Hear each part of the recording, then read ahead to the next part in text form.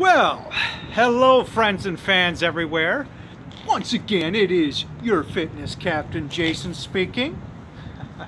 Gotta cover up some of the muscles. It's a cold, windy, but beautiful day here in Hamilton, Ontario, Canada. See, I'm in a beautiful park addressing you, friends and fans, and anybody else who may be interested in the UFO phenomenon. That's right. I want to talk about this very multifaceted, multi-layered, complex, astounding, fascinating subject with very profound implications, folks. That's right. Now, I want to first say, I like to think that we have been visited by aliens in the past. I think most people have that romantic chiasma, as I use that expression, in our bodies and minds, thinking about, wow, wouldn't it be great if we were visited by aliens, you know? And wanting, of course, life to be out there in the universe. And I think there is. I mean, the numbers of the astronomical amount of stars and planets now that we believe are in, just in our galaxy alone, let alone other galaxies, the numbers are too great. There probably is life out there. Now, whether or not intelligent life spawns up like us, that's another question. We don't know how often that happens. But now let's get back to the UFO phenomenon, folks, and alien life. No, I don't think we are. There's no evidence to support that we've been visited by aliens. Perhaps, maybe millions of years ago. You know, you have shows like Ancient Aliens, but I don't think so. So I get very frustrated when otherwise very good UFO researchers in the field, they almost always seem to push the alien agenda. And I will give some examples later on as we're talking about this. But let me just qualify that. Let me just say that we don't, there's a prosaic explanations for UFOs zipping around in space and above Earth's orbit, and that thousands and thousands of people have seen, literally probably millions of people by now, and it doesn't have an alien explanation. It all has to do with the military-industrial complex and secret covert operations, and it started from the Germans. That's right, folks. I'll give you an example. So we did, first of all, in 1859, I believe, we had the airship mystery. To this day, nobody knows exactly who was involved in that. They had some sort of cool technology back in 1859 that allowed these ships to actually be in the skies.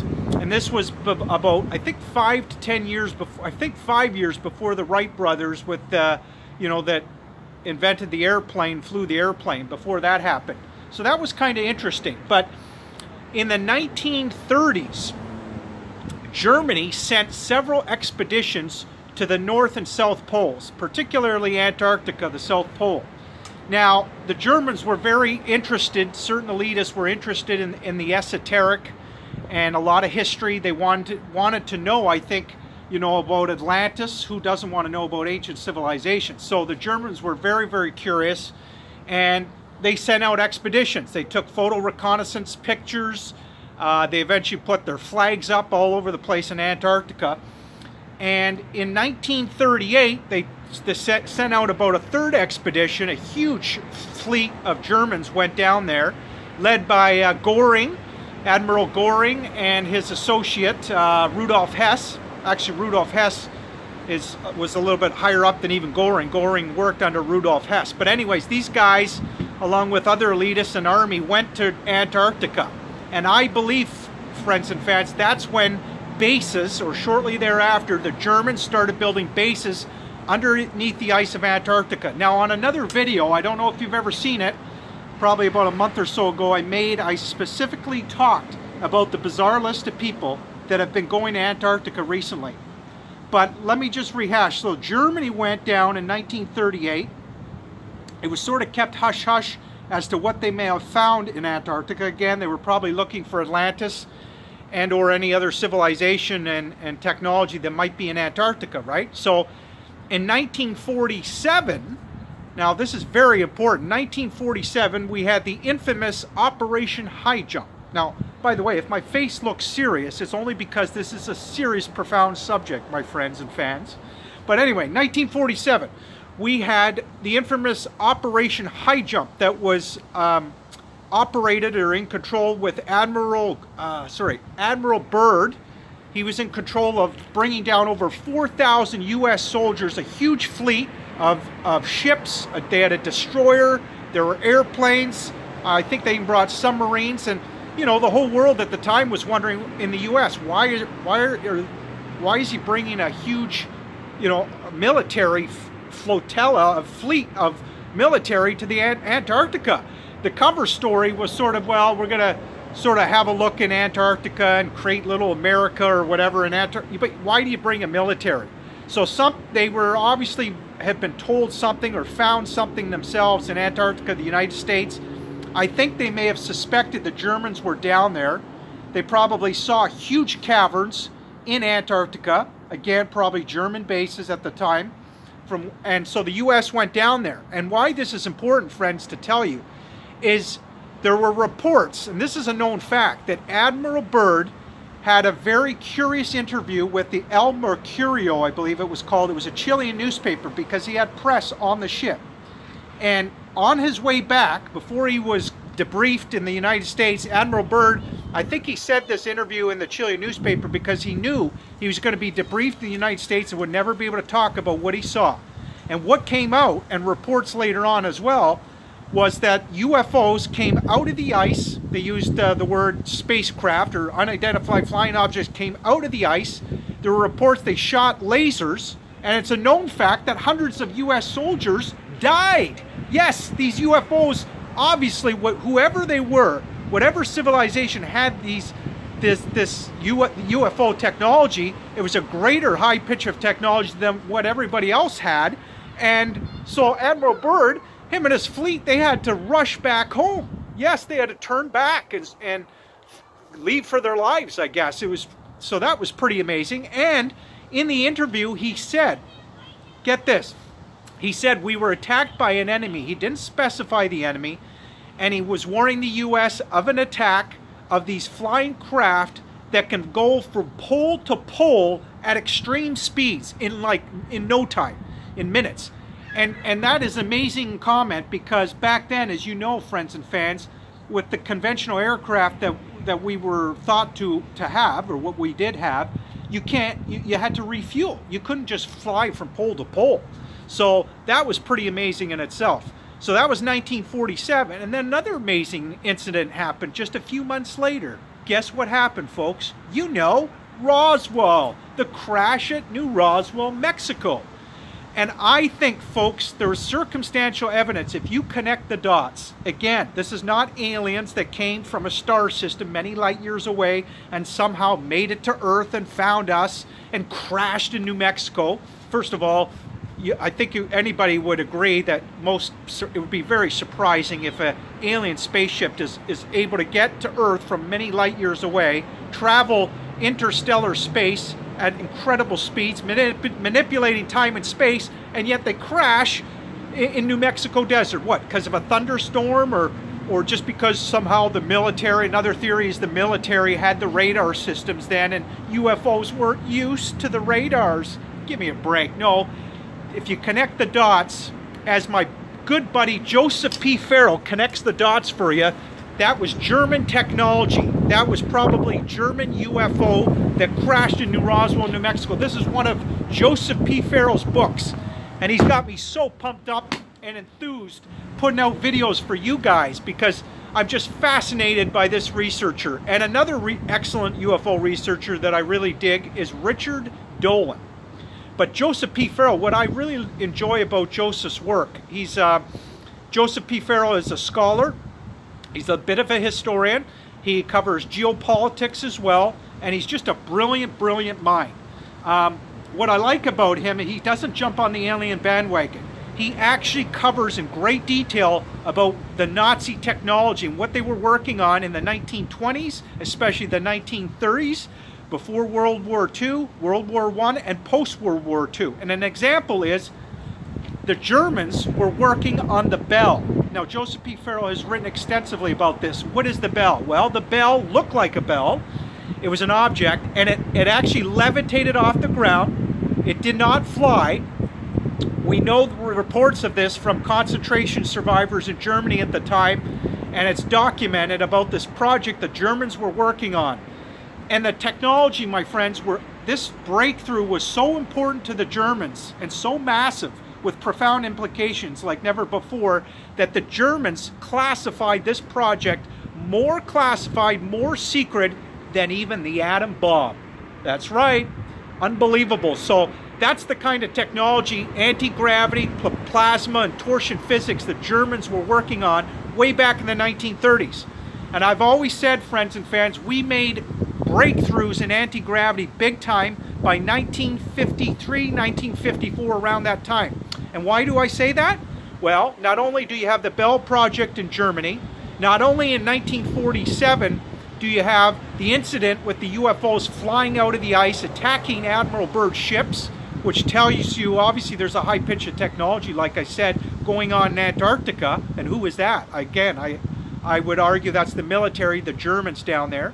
So, in the 1950s, we had publications in magazines and books on anti-gravity. That's right, scientists, anybody, you guys can find this out for yourselves. Scientists were talking about how excited they were that they were about to make breakthroughs in anti-gravity, that spacecraft would be able to fly literally thousands and thousands of miles an hour almost on the stop of it, I'm stuttering here. They would be almost like from the stop position, they'd be able to accelerate at many, many thousands of miles an hour. So the scientists were super excited, and then all of a sudden, friends, it went black. You didn't hear about anti-gravity anymore in the public forum. Nothing in magazines or books, television, nothing. So that tells you the military were already putting a clamp down. They were already conquering anti-gravity then. And I think the big, huge fleets of UFOs started to be, let's say, put out in our skies and all over space by the 1980s, 1990s. But we had a huge flap of UFOs in I believe it was 1957, right? I mean, we had a UFO flap over Washington, D.C., for heaven's sakes. I got to do my research again. I think that was 1954 or 57, somewhere around there. So that was pretty amazing. I mean, I think that was the military's way. Again, a certain German societies and probably U.S. were involved back then as well at that point. That was the military's way of showing their might by putting this amazing technology over Washington, D.C. for the world to see. And you know what? This is hardly ever talked about on mainstream media. But even then, mainstream media had to cover it. I mean, it was just an amazing scene. So, but with the UFO phenomenon in general, you know, it's frustrating because, again, mainstream media doesn't hardly ever cover about the UFO phenomenon. They never talk hardly ever about the deep state, the shadow government, the military-industrial complex, and, you know, Truman, I mean, for heaven's sakes, after all this UFO phenomenon started happening, in his presidency, if you recall, I think it was in the 1950s, he created the national security state with the CIA, NSA, FBI, you know, and all this secrecy. And of course, the NSA, FBI, CIA, they're largely intertwined with the military-industrial complex. And they also largely control our world. And they have gone out of control. I think they will even admit to you if you talk to them. They've gone out of control for decades. That's why Eisenhower, in his last speech, if you recall, he said, beware of the military-industrial complex. Because this guy was a 4-star general, and he couldn't even get answers. You know, they were telling him the same thing they tell most people. You don't have a need to know. So, you know, whenever I talk negatively about the military, if I do sound like I'm talking negatively to do with the military, I'm just telling you the facts. And I want to qualify by always saying to the military that, of course, there's a lot of great military folks out there. Even some elitists are great people. I'm sure a lot of them are.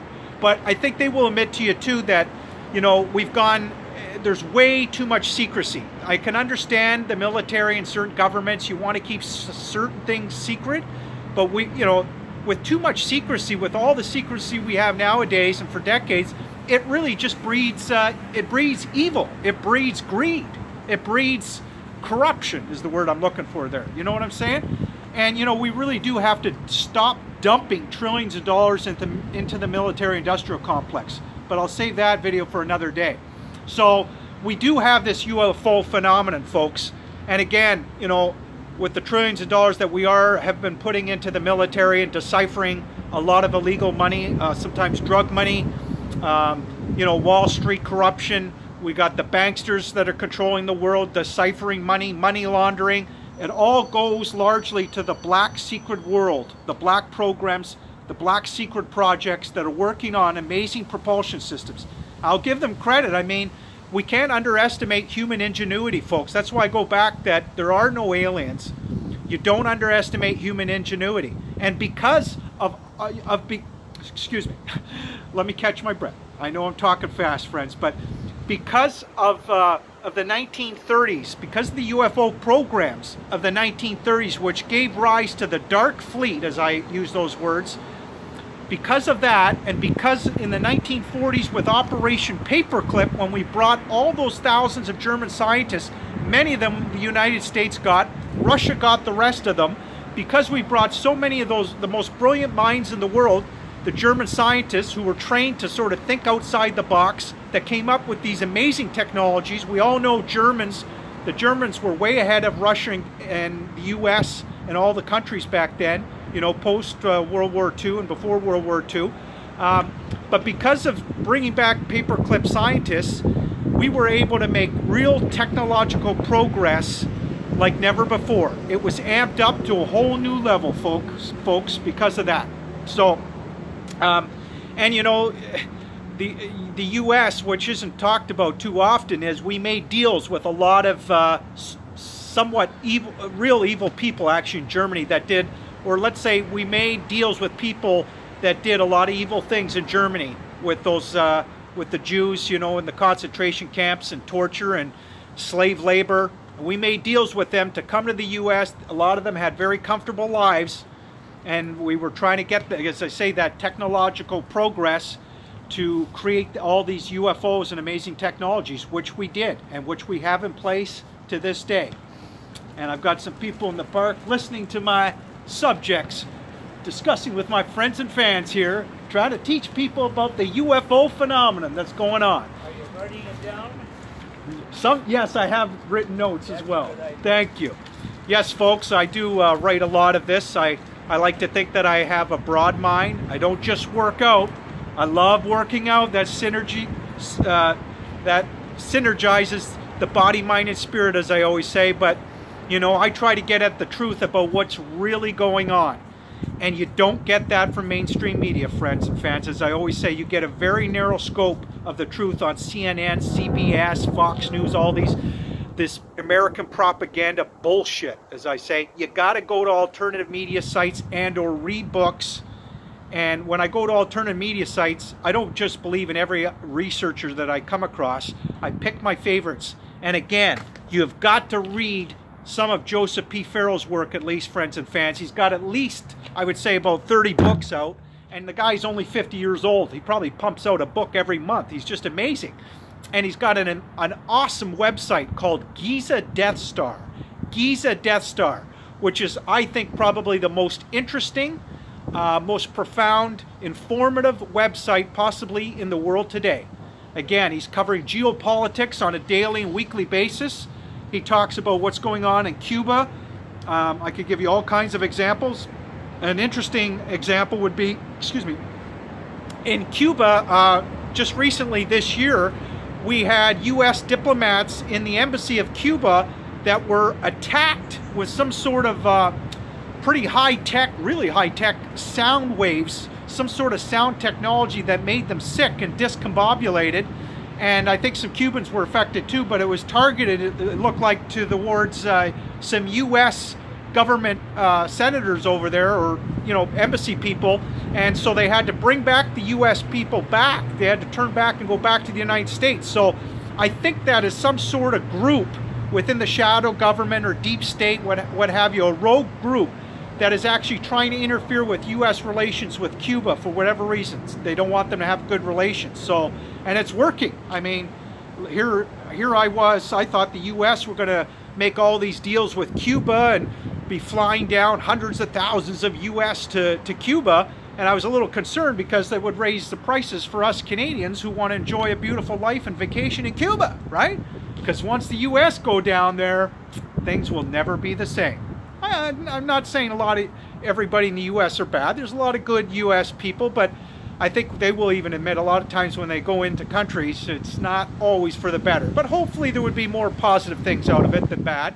But it's not going to happen now, and I'm very happy with that, because I think the sweet naivety of those people in Cuba, I think there's a good chance that they'll be able to maintain some of that naivety, as I say. They won't be brainwashed by the American propaganda, in other words, by these news organizations especially. I mean, it's pathetic. And it's a known fact, we got thousands of CIA operatives that infiltrate the news to try to control and push their own narrative of what they want. In other words, brainwashing us Canadians and US people largely about what is fed to us. And cover stories, you're not getting the truth, you're getting a lot of lies. That's why alternative researchers will tell you it's fake news. CNN is fake news, man. I got a lot of really intelligent friends, and it's a shame because they're watching CNN. They could even be more intelligent, but they're being lied to, getting all this disinformation on fake news, lies and bullshit, you know? So, anyway, I just find this subject absolutely amazing, friends and fans, and I always say we live in a remarkable and privileged era, right? I mean, we live in the informative information superhighway, uninhibited, unedited, and we live in a time of space travel and exploration. It's so exciting just to think about all the amazing discoveries yet to come. I mean, someday I'm going to make a video just on astronomy itself, because that's, again, my own personal and intellectual journey, as I always say, as well as studying the military-industrial complex and the UFO phenomenon and everything that entails. But I love astronomy. I have a real passion for it, and I hope maybe I can ignite the fires within you guys and ladies, my friends and fans, to maybe adopt a passion in astronomy as well, because it's amazing. I mean, I always say when you look up at the stars, and especially with what we've discovered with our amazing telescopes as they become bigger and more sophisticated these days, now we know just sort of how vast this universe really is. I mean, it's almost incomprehensible. And because of that, when we look up at the stars now, more than ever, each and every one of us, it should give us a cosmic humility in each and every one of us to know how vast, how complex, wondrous, exciting, and far-reaching our universe really is. We can appreciate the tapestry, majesty, and glory of the universe like never before. And the Hubble telescope was a perfect example, the greatest scientific instrument of all time, probably. For over 20 years, it gave us astonishing images of our dynamic solar system and beyond. It gave us really a dramatic and colorful trip almost all the way back to the very beginning of time, didn't it, friends and fans? You know, just a few million years after the Big Bang. I mean, it's just unbelievable. And, you know, I always say the Hubble telescope, it also brought back, you know, pictures, images so powerful, they're known worldwide. Images so beautiful that they resemble framed pieces of art. You know, I'm just touching on astronomy for a moment, but I just want to finally just say on that note that quickly, I'll just say that in 2018, it's amazing how so many people still don't know this, but we are releasing the James Webb Telescope in 2018, and that is also going to be a game changer, much like Hubble was.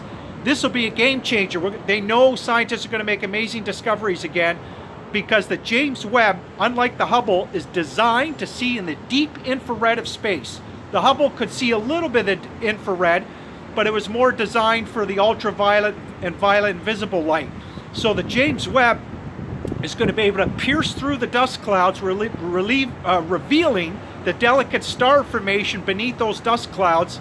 They'll be able to see the first light when the universe was in its infancy, in its birth. And they know they're going to be able to see structures of the star formations and other structures like never before, and atoms in the universe. So it's just awesome, man. I mean, it's so great to be alive. I'm so thankful. And I'll be thankful that hopefully I get a lot of friends and a lot of views on this video, I hope.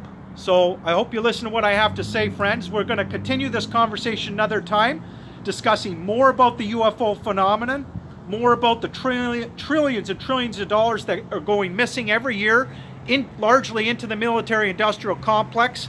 They're building our bases that we have all under oceans all over the world, especially in the Mariana Trench, for example, which is, I believe, the second deepest part of the ocean in the world. I think that's off of either Costa Rica or Puerto Rico. I always get it confused, but we got definitely military bases there, largely U.S. We've got bases all over the world, under our national parks all over the world, especially in the United States again. I mean, that's where a lot of the trillions of dollars go, my friends and fans, into these huge boring machines. That's all documented, it's all patented.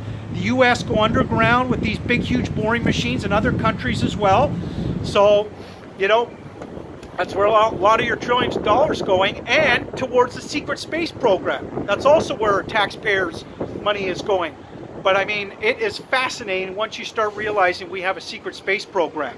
I mean, I think that's pretty awesome. It's just, it gets frustrating when you know there are trillions of dollars disappearing. And the fact, just for that fact alone, that should give reason for the military-industrial complex. I'm talking to you elitists out there, listen to me very carefully. You know there's way too much secrecy out there on this issue. It's time for the world to know about the free energy that we've had, as I say, since at least 1953 and 54 with this breakthrough in anti-gravity. Whatever propulsion systems these UFOs are using, and I argue it's probably to do with anti-gravity, manipulating the gravity systems, in other words. We use the term anti-gravity. It's not really anti-gravity, but whatever propulsion systems we're using, you know, and it's very, very high-pitched technology. I give you guys credit, the military folks that have designed this, but we should have access to it as the general public because it's going to save our environment. You guys know goddamn well that the rockets that we keep firing in our atmospheres are wrecking the environment. They're destroying it, you know, but yet you get people like Robert Zimmerman, who's a historian, and he's a military writer, he's a space historian, he's a space expert. He comes on shows like Coast to Coast Radio, and all he talks about with technology is our ancient dinosaur technology, rockets. But he'll say, oh, well, you know, our rockets are so sophisticated nowadays. Give me a break. Fuck, give me a break. We got anti-gravity, as I say, plasma propulsion systems that go way beyond rockets. And you don't get to the stars with rockets, folks. So that's a joke right there. I mean, he never talks about the secret space program, this guy. He always talks about just our public space program. Just like these private companies, you know, SpaceX, and I forget the other ones, you know, that are now going to bring the public into space. Certain groups, certain people that can afford it, you know, the millions of dollars to go into space and get to see our beautiful, you know, little bit of our solar system or the moon. Well, that, I would argue, that's just another way of the military being able to decipher money to their, ultimately to their secret space programs. There's some good about this, but, you know, again, military folks, you certain government officials in the deep state and shadow government military, why don't we come out with this technology? Why don't you tell us, the world? And if you're not going to tell the world, you better hire me as your fitness trainer, because there's a lot of military folks that are sitting in front of a computer way too long. I mean, some of you guys are in great shape, others that sit in front of the computer too long, for example, and even if you work out, you could still hire me. I'll do some good work for you, but it'll be in the way of training you guys to be stronger, to be fitter, and get me involved in these classified subjects, okay? Give me disclosure, all right? I think I deserve it. We all deserve it, all right? I hope I can talk to one of you elitists out there one day, okay? In the military. Now, I'm a military man too, in my own way. You better believe it, because I got the masculinity, I got the know-how, I got the strength, the conditioning, no steroids, all natural, baby. You hear me, friends and fans? You know it from my workout videos. Yes. So we'll be putting out more videos, as I say, on the UFO phenomenon, talking about the military-industrial complex and astronomy. I hope you've learned a lot today. Gotta go. Thanks for listening. Bye-bye. Oh, no, I won't say goodbye. Not quite yet. When I was mentioning about traveling to the stars and that you can't do it through rockets, of course, which we all know. Well, Ben Rich, who was the head of Lockheed Skunk Works, of course, the founder was originally Kelly Johnson, okay? Ben Rich took over. He died in the 1990s, but he made some amazing speeches at the end of his life. And this is all documented in front of some very young people. I believe it was his last talk in Illuminati, or a speech again with young people. He said some amazing things. He said things like, we have the technology to take ET back home to the stars. And he meant, of course, us. He was using a metaphor. And he said, we have technology sort of that makes Star Trek look like, I forget how he used the term, but basically he said that Star Trek, Star Wars, if you've seen whatever you've seen on Star Trek and Star Wars, we've been there, done that, we've decided it wasn't even worth the effort. That's the kind of technology, folks, that they were working on with the second largest defense contract in the United States. Between them and Boeing, they're the biggest defense contractors. And again, they're creating huge fleets of these UFOs and other propulsion systems. Of course, Ben Rich and Lockheed Martin, they invented the stealth aircraft. Now, I've always argued the stealth aircraft, as great as the stealth was, and it helped us win the war in Iraq, had some great technology. I think that was sort of almost just a cover for what they really have. I mean, they have propulsion systems that even go way beyond the stealth. Again, these UFOs that are zipping along in space throughout our solar system, going to the moon, and I would argue even Mars, that is anti-gravity. That is not stealth technology. So again, Ben Rich made some amazing statements. So he said we have the technology. He said we were just missing the equation, but we figured it out, and he said it won't take a lifetime to do it. Isn't that amazing? So you better believe the military, they're always at least 30 to 50 years ahead of the general public. He even said, we have things 50 years beyond what you can imagine. He said that, folks. So just try to comprehend that for a moment. So again, if I get any elitists to ever hear this video that are involved in the military, if you have to talk to somebody higher up than you are, you get them to listen to my video. You get them to watch my conviction and my desire to be a part of some of your secret programs to do with UFOs. I want to be involved, friends. And again, I think most of this world should know about this free energy, because it's going to save the world. But the military and all the governments, they all know, of course, they want to keep relying on oil, and it's a hundreds of trillion dollar industry. I mean, we're talking 300, 500 trillion dollars or more industry with fossil fuels, oil, gas. But with the kind of free energy the UFOs are relying on, you don't need electricity, folks. The cars won't have to rely on gas and ruining the environment, you know, right? I mean, and rockets. Again, we shouldn't be relying on rockets now. It's just so frustrating. So, thanks for listening, friends and fans. We're going to put more videos out on this topic, believe me. Take care and live strong, because I am. It's a beautiful night now. Well, almost nighttime. Thanks. Bye.